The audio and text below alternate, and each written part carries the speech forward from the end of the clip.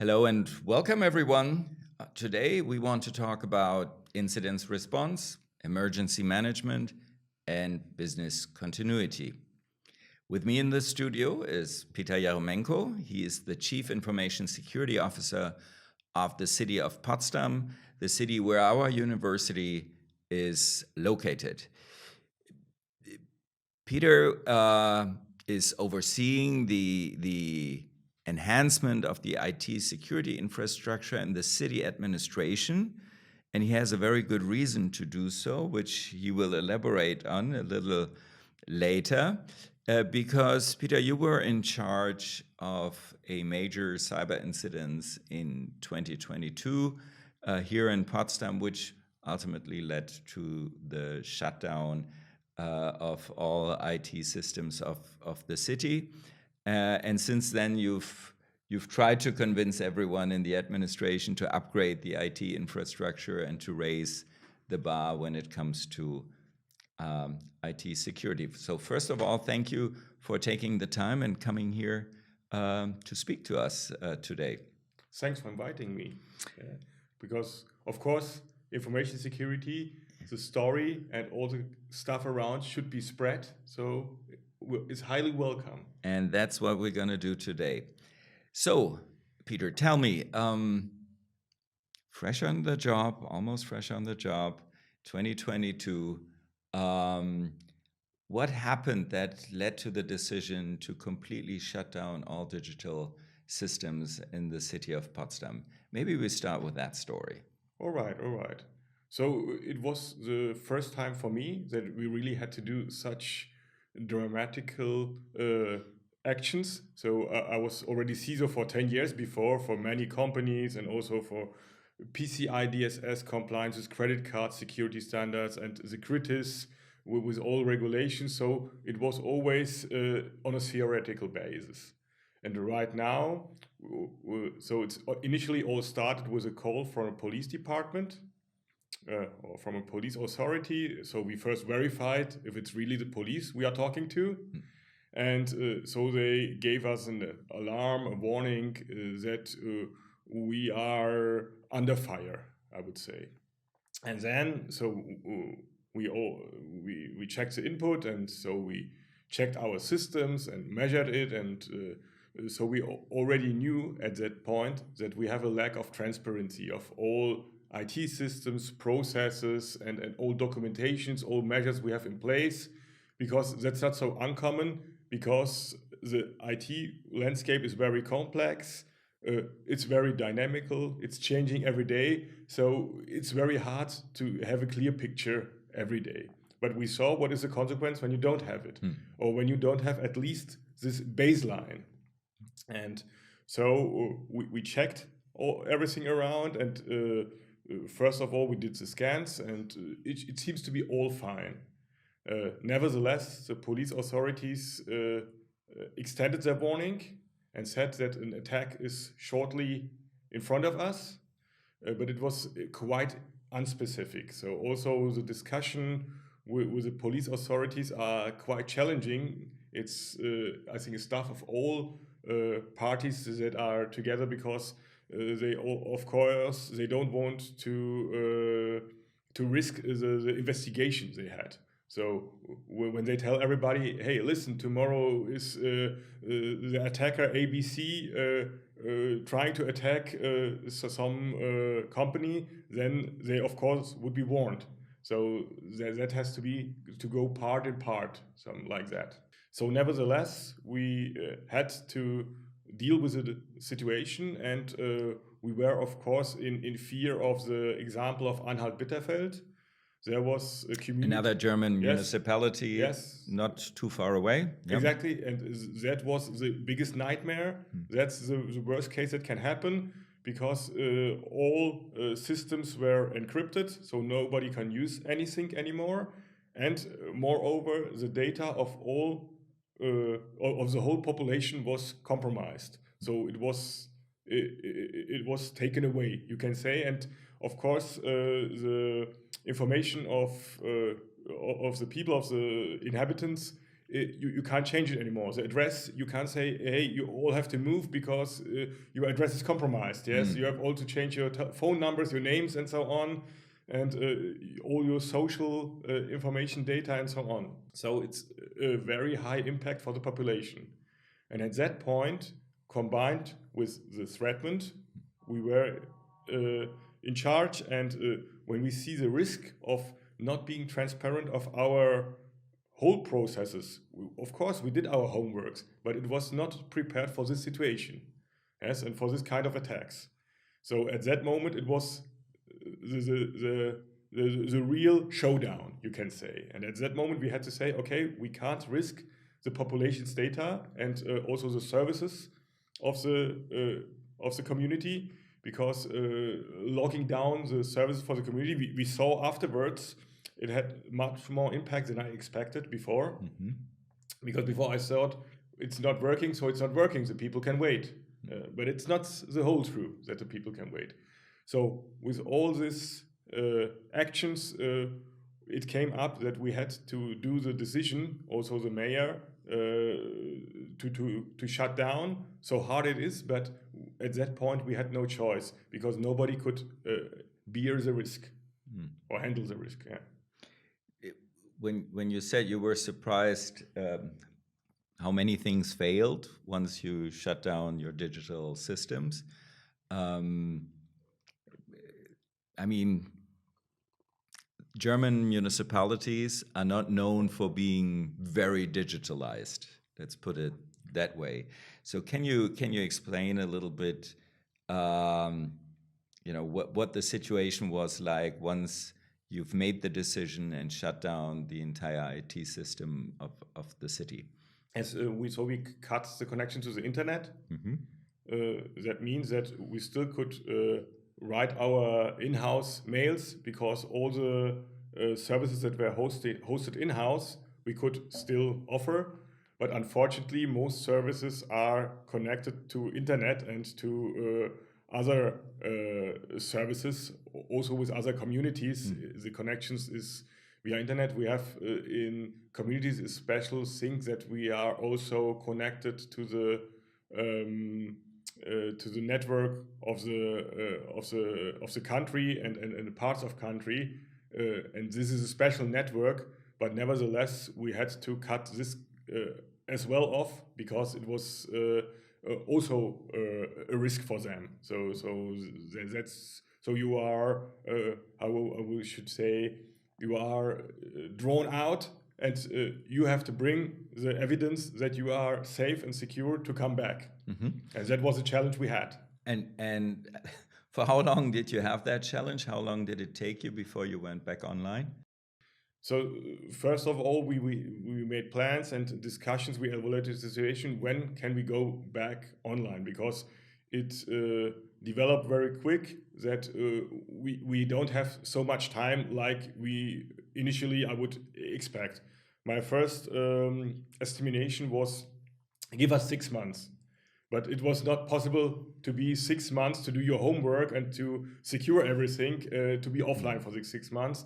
Also because you don't have any alternatives. As that's for future things in case of business continuity, that maybe services can be switched and so on, and to be fulfilled by others.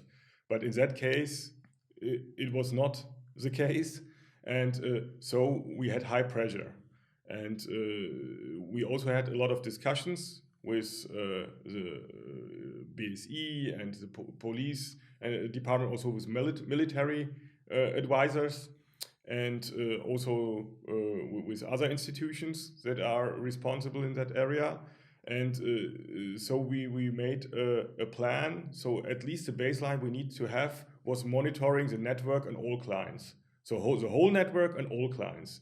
That was at least the baseline. And we made a plan for that. So the plan was around 6 weeks. And we started.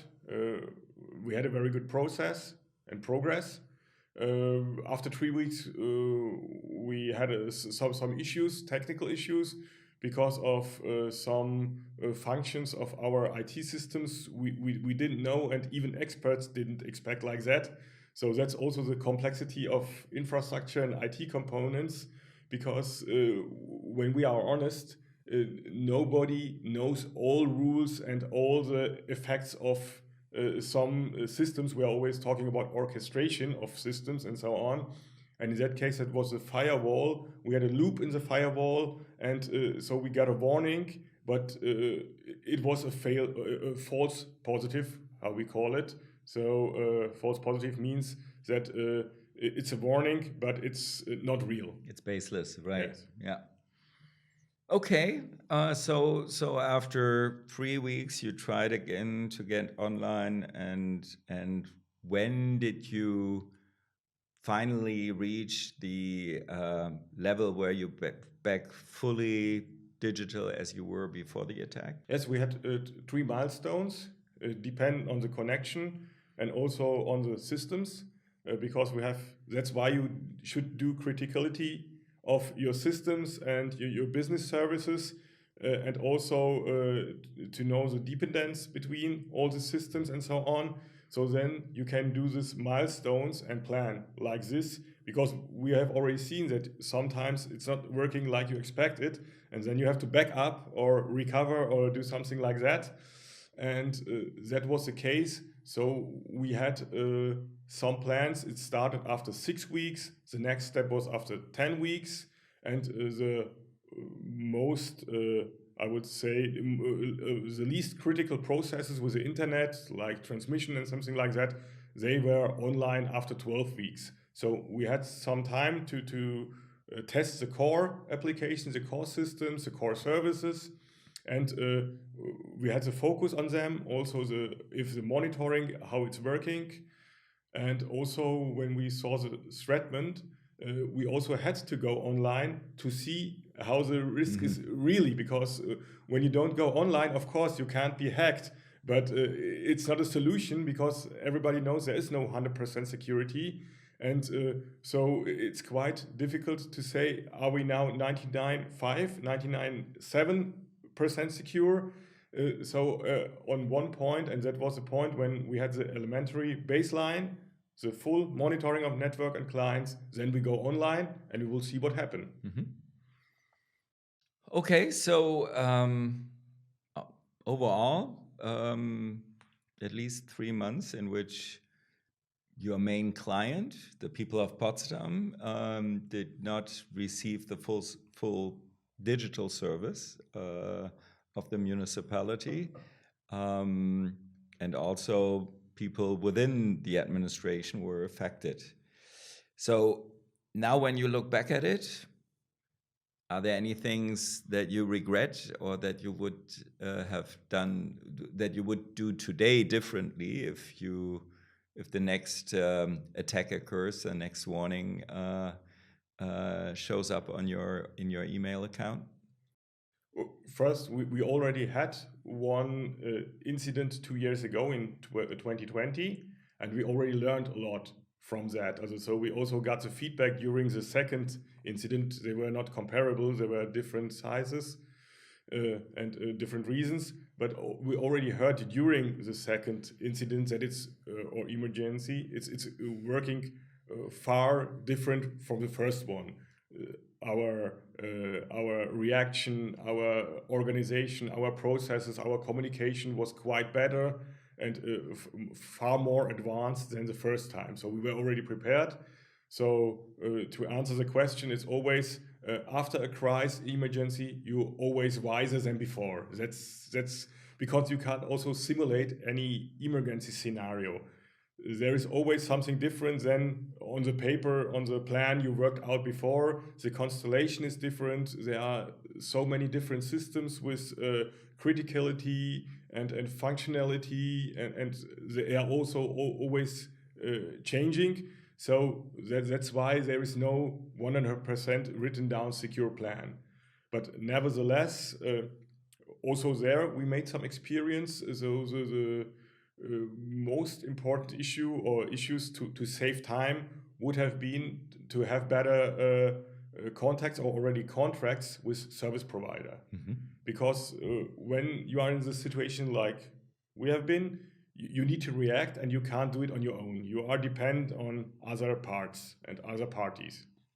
And so we had to find first an external service provider who is supporting us in case of pen tests, and also you need some independence in the researches and analytics you're doing, because nobody will trust you when you say, we have some problem, but our analyst said, is everything okay? So are these analysts that are responsible for the crisis or something like that, you can always say. So you are dependent on external services, and there was some kind of confusion between also the product sellers and the consultants and the service providers. So to avoid these discussions during this crisis, because you don't have time, in that case, you should prepare it before, and you should know who is your backup service provider and how you implement your processes and their tasks there. Because when you have a problem and you request a service provider and he's first giving you a checklist with 200 questions, that doesn't help you at that moment. But he needs the information, so you have to prepare the information before, you have to share it before, or you have to have at least to have it documented. Yeah? So that experience we had is very important. And I also, for example, I'm a one-man show as CISO. I don't have a deputy, so that's why I already organized what will happen when I'm not available or when I need this more capacity, more know-how. So these are the major changes that you already implemented now after your second attack in 2022, or are there any other major upgrades that you've done since then? For sure, the major upgrades was before we had some share parts. So we always say the landscape, the islands of the IT landscape, and now we connected them. We have now nearly 100% visibility and transparency of all IT components and all their working together, the orchestration of them. And that was the advantage we have right now. We have all clients. So before we had just an antivirus, now we have an endpoint detection reaction program on our systems. So we went from reactive, oh, something has happened, what should we do now, to a proactive. Now we have much more details about what happened, how it can happen, and also we are better prepared. So in an ideal world, we already now should see the problem before it will happen with this proactive approach. That's what's the goal of this approach, that you have this time advantage, what you really need, because every second, every minute, every hour, the time advantage you have, the faster you can react. When you talk about incident reaction, then it's very critical and important. And that was the real progress we made. And like I several times already mentioned, so the technical issue we had, we implemented a SOC Lite. A SOC is a Security Operations Center. That's about logging, monitoring, and acting with this IT security and IT operations issues. And this SOC Lite includes the whole network and all clients. Clients mean all the devices like laptops, also monitors and so on, the switches, all the network switches, also the servers, of course, the web servers, and the whole network means everything what is under control of our network, of our internal network. Peter, let's focus a little bit on your role as a manager, especially in these crisis situations. It's one thing to come to the conclusion as the chief information security officer to say, look, at this situation, we need to shut down all of our digital services. But how do you deal in such a situation with your higher-ups? In your case, the mayor, and I don't know who else is between you and the mayor. as it's also special with external politic institutions, because we have this assembly of the parliament of the the parliament, city. exactly. They had a lot of questions and so on. So what you have to do is to be very clear, to base everything you do on facts, and to have some templates of decisions. So I just show how the situation is and what I would recommend. But at the end, the decision has to be made by the business owner, by the responsible, what is the mayor. And this decision should be transparent for all, that they understand it. So I for sure want to avoid all these politic discussions of the labors that who has done something or who has not done anything, and what are the problems. So that's not our issue, not mine issue. So it's just that's the situation, and we have now the possibilities. We can do decision 1, 2, 3, and the decision 1, 2, 3 has. Therefore, you need real good templates, how the scenario, what measures you need, and what will be the consequence or the expected result. And then you document it. And when you do this decision, you focus on implementing this decision and the project. You don't talk about these politic issues. And also, it's very important to have one team. So we share our opinions and our ideas very, very open. But when we have a decision and we exchange the arguments, then we all follow this one plan we all committed. Yeah, so it's not in my position to always say I always told you and you should have done, and we didn't invest here, we didn't invest there, and so on. That doesn't help in that situation. But you have to focus on clear communication, clear facts, and decision trees. Yeah, and these decision trees have to be implemented. And I guess this is also true when it comes to internal communication with not only the people above you, but also, all your clients, your customers within the administration, and also the people in the IT department. Or is there the conversation different? Of course, there's a different conversation to internal, external. So internal is you have different goals to achieve. Internal, you need to motivate and to get acceptance, because when I talk to an IT guy, hey, you have to stay here for 12 hours and watch the database and do this analytics for me, then you should be able to explain him why he's doing it and what is the advantage, and also that he's motivated, then it's working much better. And also when you have open transparency, he's also learning a lot, like all around from this case. So you have to motivate and to see it's also an opportunity. Okay, it's not a nice opportunity, yes, but during these opportunities, like I also mentioned a lot of times, in this 3 months downtime, I learned more as a CISO than in 10 years before with all the certificates I made. Yeah, because you have a very different... that is, of course, not true for our study program, but... I hope so. Yeah, but you need to perform, and you have a different energy, of course, because when you are under pressure and you really see, okay, you have to act, then it's human beings I think you are much more able to do the things and successful things.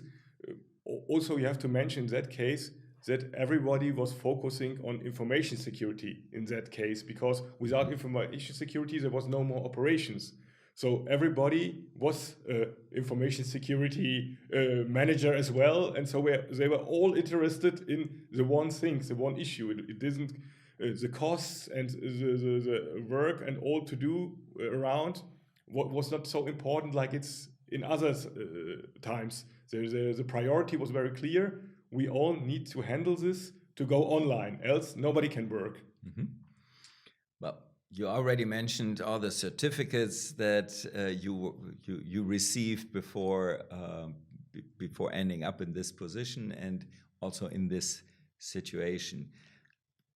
Given that our main audience here is our students in cybersecurity, Do you have any advice for those who seek a career in cybersecurity, or who want to enhance their careers as cybersecurity professionals, other than get in as many crises as you can to learn as much as you can? So what's your advice for them? The advice is, so the stuff around the information security has changed a lot, because when I started the job, it was called like a paper tiger. I was just do some documents and some guidelines, write them, put these documents back to somewhere, and come back when the auditor is coming in 2 years, and then to update it and so on. But during the change of digitalization we also have and so on, the information security part is also business enabler, because it's not working without it. We have many connections and dependencies to all compliance stuff, but also to operations stuff. So the guys from operations, they are coming to ask me before, not because they have to, but because it's in their interest to have a secure application, to have a secure hosting. They ask me, how should we implement it? What do you think? Is this a problem when we have a transmission like this? When we have an architecture like this? It's all coming together. So it's a very wide and exciting environment as a CISO. We already had a discussion at the beginning on the way to this audience. In fact, I need to know everything and know all details and all solutions, but in real life, it's of course not possible, but that's challenging. I'm learning on the job. That's very interesting. That's very nice. On the other hand, I'm not responsible for the most things. I'm just consulting. I'm telling the guys of the departments and the responsible persons in charge, I would recommend you this because of this, and this. And that's, at the end, he's taking decision, and mostly he is so clever to follow me, because of course, my recommendations need also to be adaptable. That's another part. We have a lot of theory in standard documents like BSI, ISO, and so on. That's the dry regulations, I would say. All the stuff that is there, it's not surprising. It's also always from another perspective.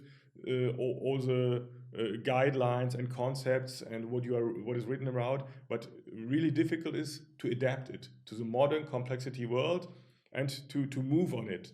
So the risk approach is a very important thing, because you have to do as a baseline from theory, you show what do you need to do the operations, and the risks you want to minimize. That's the clue of a CISO. So he has, of course, to understand the theory. He has to understand the operations. You need also to have the connections to the operations, because often the operations, when I open the discussions, they give me the solutions. The solution is expected by me, but it's of course not possible when I talk to a database administrator or to someone who is deploying the clients. How should I tell him how he's doing secure his job when he's doing it all the time? So I just give him some hints and ask him, how do you do it? Do you have different groups? How do you do segmentation? How do you secure that there is this privileged and non-privileged and dummy role model? How do you behave it? And then in these discussions, you get the solutions you need. But for all of them, you of course need some experience, some knowledge, some trust as well. So that's the way how to handle. And so I just can recommend you. Information security is growing, yeah, and of course it's very exciting. And as you see, you also have a good life. Yeah. Yeah. So Important. you usually when you are somewhere all the day programming in a dark room, it's not like information security, but nevertheless also information security is changing a lot with all the technologies, with artificial intelligence and so on. But always there has to be a human being who is evaluating and who is feeding the system. Yeah. All right, there you go. So you need a little bit of academic background. This is what you get here, and then a lot of in the field experience. And yeah, I guess you grow with the emergencies that you have to deal with. So that became clear. Peter, thank you very much for taking the time to talk to us today and for sharing your experience and your knowledge with us. And hopefully now you are still confused, but hopefully on a higher level when it comes to emergency management, business continuity, and incident response. So thank you very much and see you next time. Thank you.